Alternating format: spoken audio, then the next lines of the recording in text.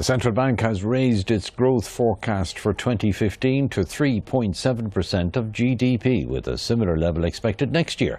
In its latest quarterly bulletin, it says a more balanced growth based on domestic spending as well as exports should see employment growth of some 75,000 over the next 2 years. I think the prospects for the economy are very favourable.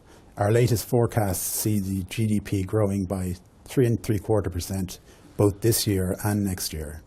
The interesting feature about this growth is that it is balanced in contrast to previous years. So we're having a strong contribution from domestic demand, consumption and investment, whereas previously much of the growth was driven by exports. So in this overall environment, it is pretty favourable for employment. So we would imagine that we would forecast that over the 2 years we would see a growth in employment of about 75,000. And for more on this, I'm joined in studio now by economics correspondent Sean Whelan. Sean, about what I suppose will all of this mean to us in, for example, this year's budget?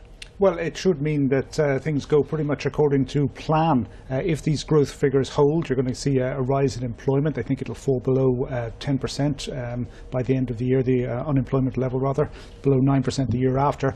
More jobs means more spending, means more taxes for the government. So they should be able to hit their budget deficit targets without having to do any more adjustments. So they shouldn't have to put up taxes, shouldn't have to cut back spending. So the budget should be a fairly muted affair. But they are still saying, look, just don't go mad with it, guys, because we're not out of the woods yet. We still have this very high level of debt in the economy. So they're saying if things go even better than they're expecting this year, just bank those savings, reduce the deficit faster, get the debt levels moving down faster. Don't start spending it before you've really earned it. OK, thanks very much indeed for that, Sean Whelan.